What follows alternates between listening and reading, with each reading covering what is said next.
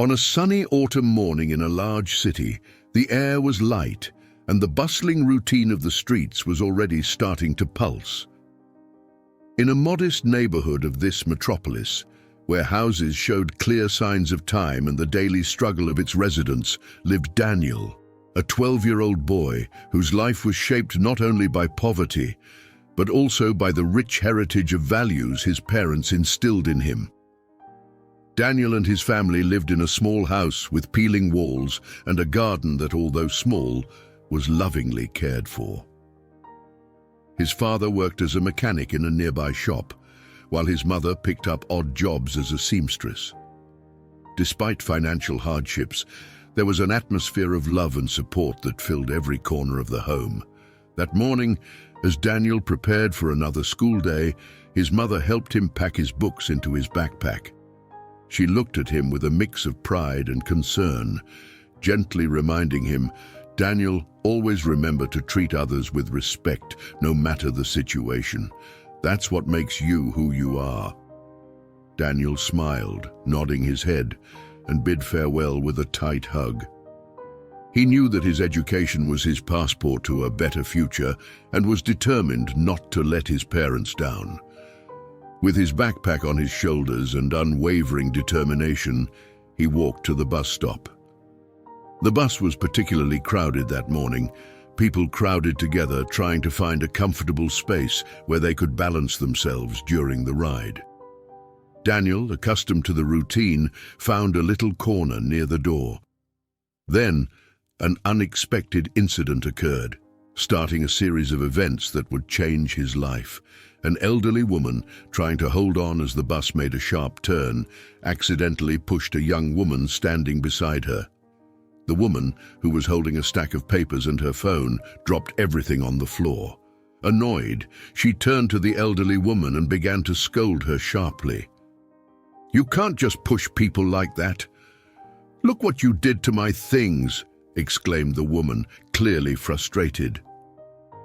The elderly woman, with a look of sadness and apology, tried to explain, "My dear, it was an accident. The bus swayed and I really didn't mean to bother you." But before the woman could respond further, Daniel intervened, feeling it was his duty to act according to his parents' teachings. The young Daniel, with a firm but gentle voice, intervened in the argument. "Excuse me for interrupting, but the lady really wasn't at fault. The bus swayed quite a bit. We're all just trying to hold on as best we can." The woman quickly turned to Daniel, her eyes sparkling with irritation. "And who are you? A little boy wanting to give moral lessons?" she responded sarcastically. Daniel, maintaining his calm, replied, "I'm not trying to give moral lessons. I just think everyone deserves a bit of understanding and respect, no matter the situation." There was a moment of tense silence on the bus. Other passengers began to watch the scene, some with approving looks towards Daniel. The woman, feeling the pressure of the surrounding gazes, picked up her belongings from the floor and sat down, still clearly upset, but without continuing the argument. The elderly woman, relieved, whispered a thank you to Daniel. "Thank you, young man. It's good to see that there's still youth with the courage to do what's right." Daniel smiled at the elderly woman, feeling a wave of satisfaction for having acted in accordance with the principles his parents had taught him. The bus driver, who had been watching the situation through the rearview mirror, finally spoke, his voice echoing through the vehicle. "Let's keep the peace here, folks. No more arguments, please." The rest of the journey proceeded without incident, and Daniel got off at his stop near his school, reflective about what had happened, but also a bit anxious about how the woman might react in the future if they were to meet again. After the incident on the bus, Daniel disembarked at the stop near his school, his heart still pounding with the adrenaline from the confrontation he had just mediated. He walked through the school gate, passing the courtyard where his classmates were already gathering in groups, discussing plans for the break and homework. Even surrounded by the characteristic buzz of the start of the school day, Daniel felt distant, his thoughts still stuck on the argument on the bus, As he entered his classroom, he tried to focus on the math teacher's explanations, but the equations on the board seemed to blur before his eyes. The image of the grateful elderly woman and the harsh words of the young woman echoed in his mind, making him wonder if he could have done something different, something more. During the break, Daniel chose to isolate himself a bit from his friends, picking a bench under a tree in the corner of the courtyard. He opened his sketchbook, one of his passions, where he usually expressed his thoughts and feelings through sketches and landscapes.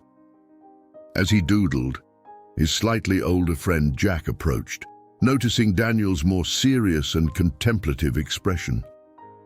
"Daniel, is everything okay?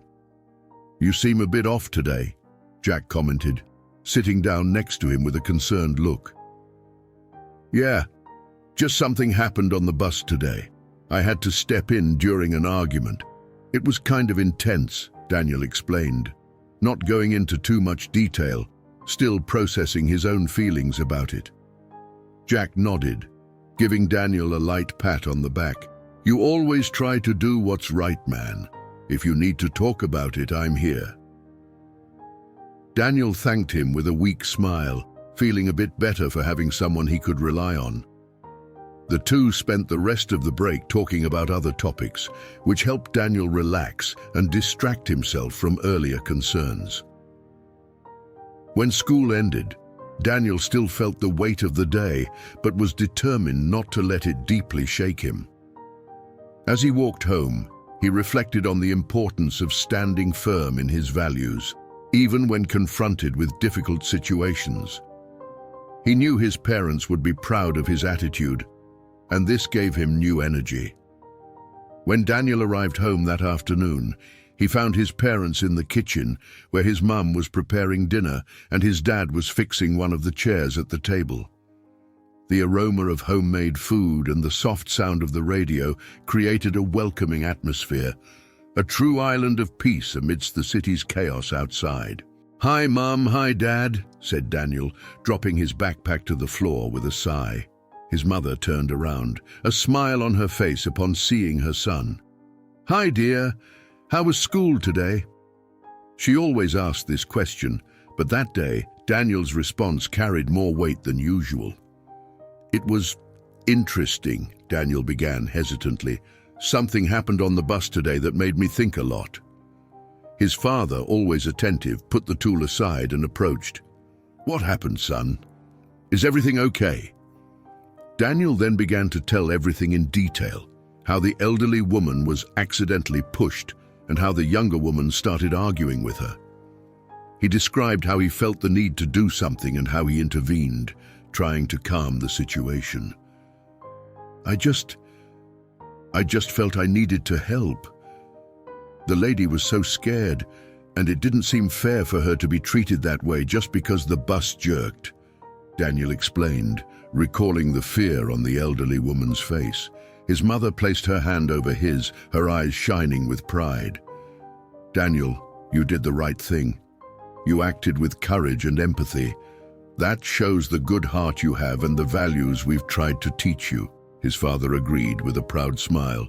"Yes, son. It's always important to stand up for what is right, even when it's difficult. We are very proud of you, not just for today, but for who you are becoming." Daniel felt a wave of relief and happiness hearing his parents' words. Knowing they supported his actions and were proud of him strengthened his confidence that he had acted correctly. "Thanks, Mum, Dad. I'm glad you think that way. It was kind of scary, but I knew I couldn't just watch and do nothing," said Daniel, a smile on his face. "And it's exactly that courage to act that makes all the difference in the world, Daniel. Never lose that," his mother replied, squeezing his hand affectionately. Dinner that night was marked by more discussions about the importance of always staying true to your principles. Daniel went to bed that night feeling a bit more mature, a bit more aware of the impact his actions could have on the world around him.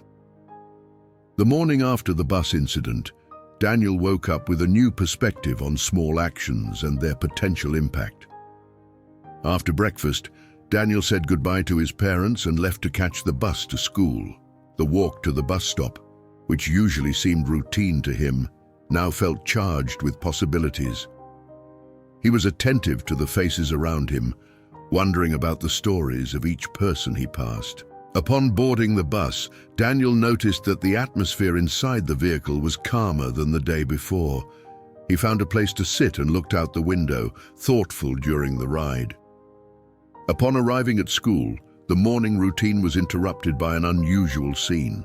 A black luxury car parked at the main entrance. In this car was Amber, the elderly woman Daniel had defended on the bus. Amber's arrival at the school immediately drew everyone's attention.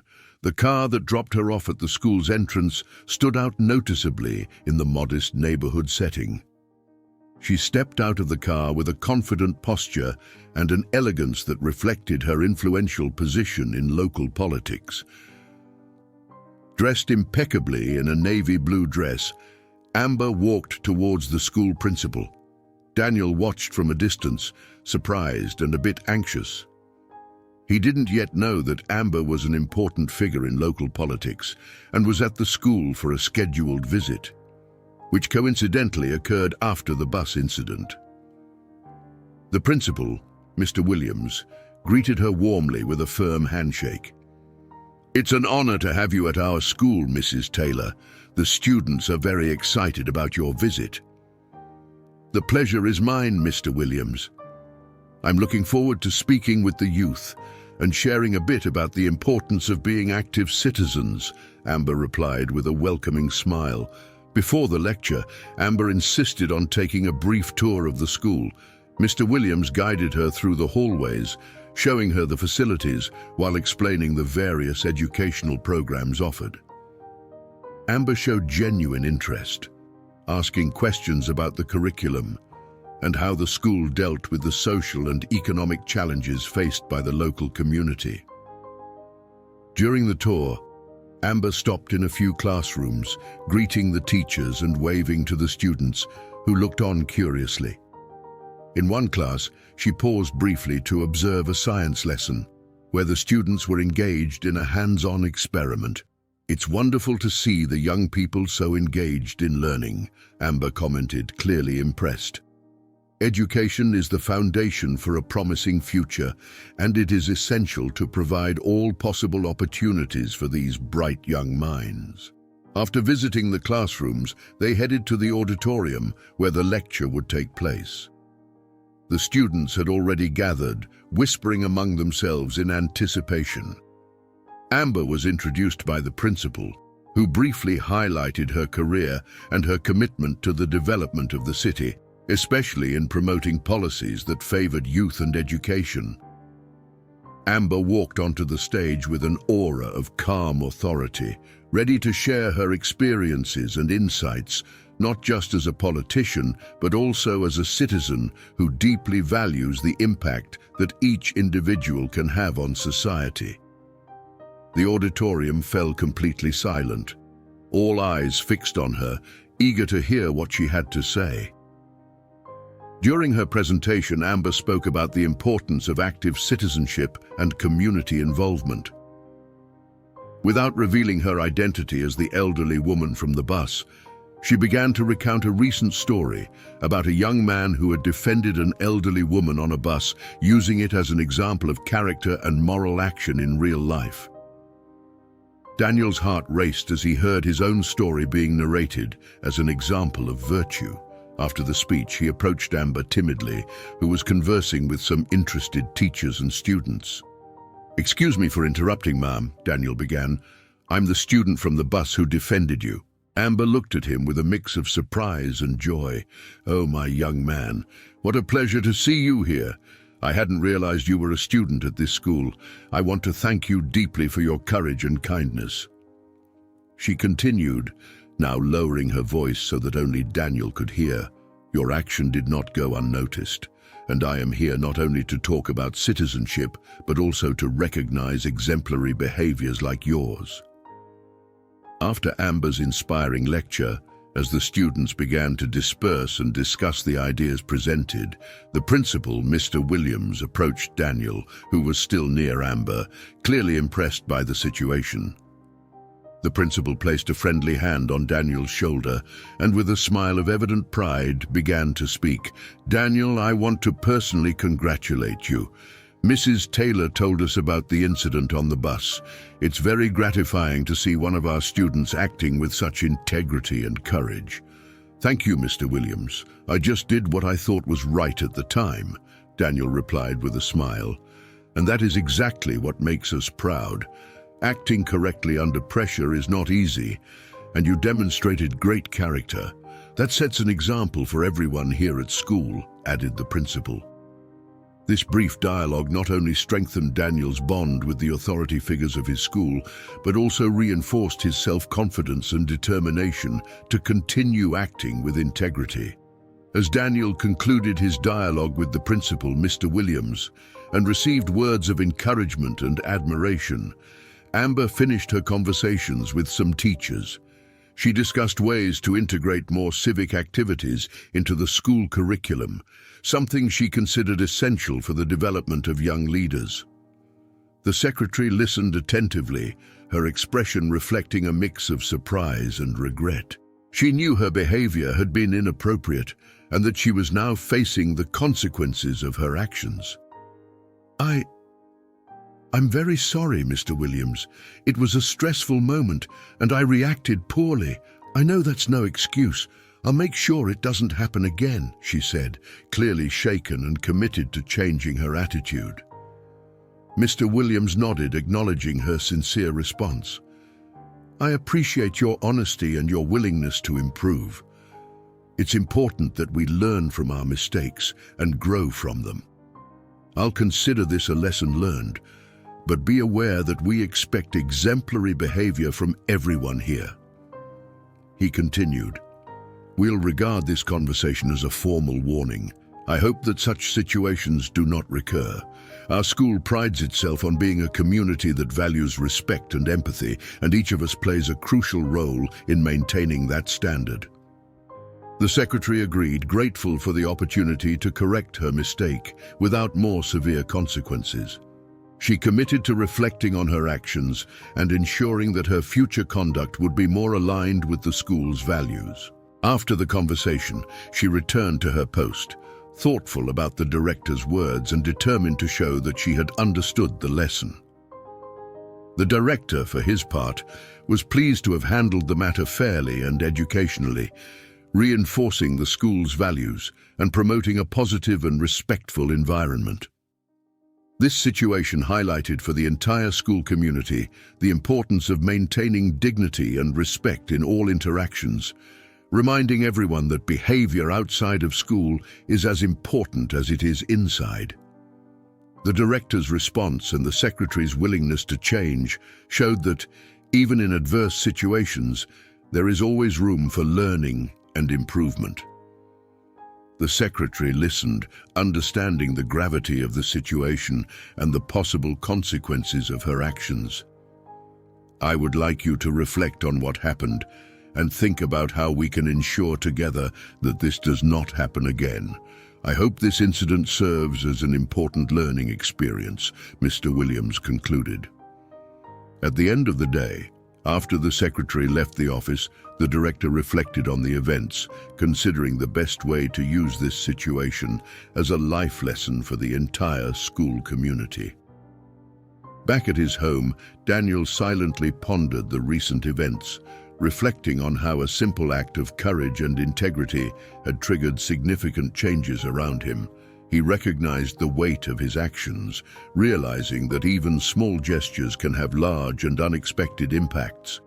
This understanding strengthened his resolve to continue acting according to his values, inspired by the idea that every personal choice helps shape a more respectful community. If you enjoyed this story, don't forget to subscribe to the channel, like, and turn on notification bell so you don't miss any of our upcoming videos. See you in the next story.